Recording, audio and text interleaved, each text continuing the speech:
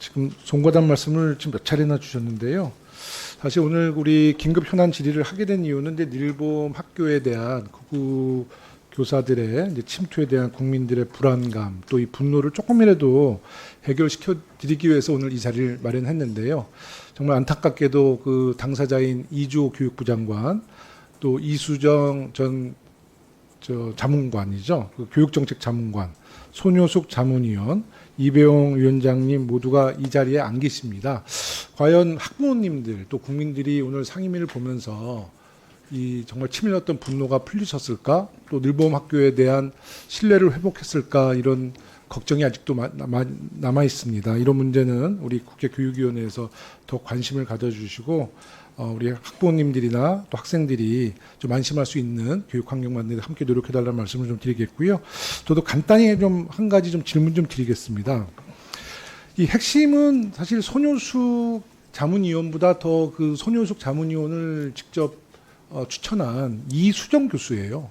근데 아직도 많은 언론에서는 이수정 교수가 이렇게 빠져나와 있거든요. 사실 이수정 교수에 대해서 아까 우리 차관님께서도 정확하게 잘 모르시는 것 같은데 다시 한번 여쭤볼게요. 이주호 장관과 이수정 교수의 사이는 어떤 관계인가요? 제가 확인해 본 바로는 자문관으로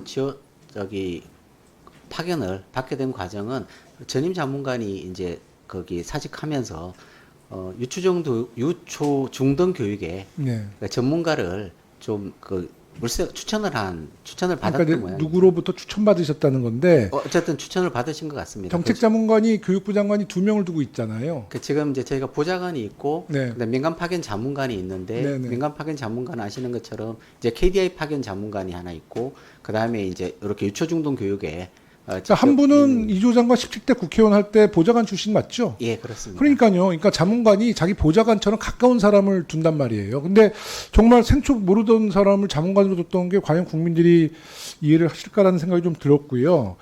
제가 지금 여러 가지 제보들이 있어요. 지금 이수정 자문관이 말씀 주신 것처럼 초중등 정책과 교원 정책, 특히 늘봄학교와 AI 디지털 교과서 사업에 깊이 관여했다고 그래요. 이 두 사업이 우연일치일지 모르지만 이주호 장관의 중점 사업입니다.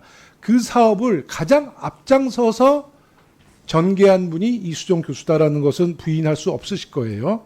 자, 다음은 제가 또 한 가지 여쭤보고 싶은 것이 그 옛날에 돌봄 학교 같은 경우는 한국교육개발원에서 대행을 하는데 갑자기 한국교육개발원에서 대행하다가 한국과학창의재단으로 변경했어요. 그 이유는 뭔가요? 네, 교육개발은 여전히 역할을 하고 있습니다. 아니요, 근데 이 늘봄학교, 늘봄 허브 같은 모든 이 프로그램은 이제는 한국과학창의재단에서 주관하잖아요. 근데 여기에도 이수정 자문관의 영향력이 확인이 되는 것 같아요.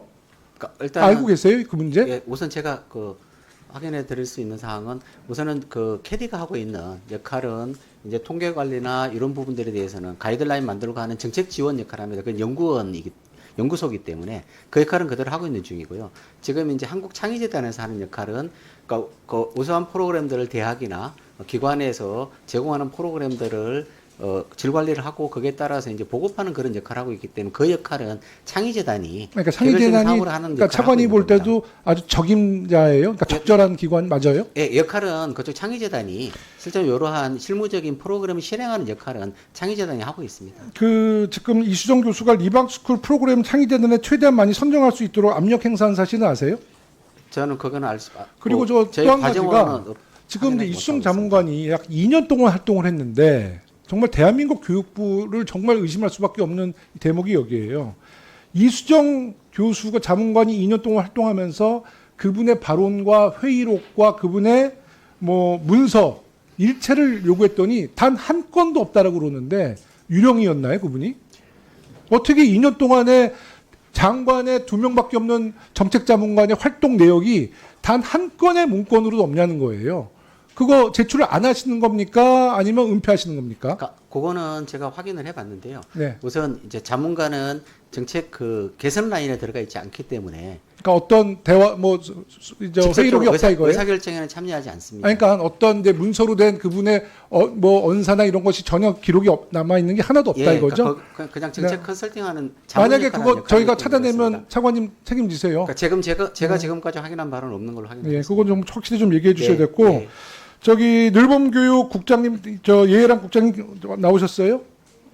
예, 마이크 좀 잡아주시고 그 이수정 자문관이 리박스쿨에서 창립한 단체에 MOU를 체결하도록 강요를 했다는 사실은 우리 교육부 관계자들이 다 알고 있는 사실인데요.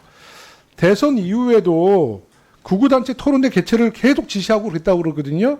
그 사실 알고 계시죠? 저는 MOU 것만 알고 있습니다. 그러니까 MOU 체결하도록 강요한 바는 있죠. 강요했다기보다는 네. MOU 문건으로 가지고 와서 이제 검토를 요청했습니다. 근데 그거 우리 공무원 공직자들이 동의 안 해주셔서 결국 체결이 안 됐죠. 네. 그러니까 상당히 영향력을 행사한 사실은 이거 내부적으로 다 제가 제보받은 거예요. 그 거짓말 치시면 안 되고 상당히 영향력을 행사하고 부당한 내용을 강요한 것을 느꼈던 분들이 많다고 그러는데 동의하십니까?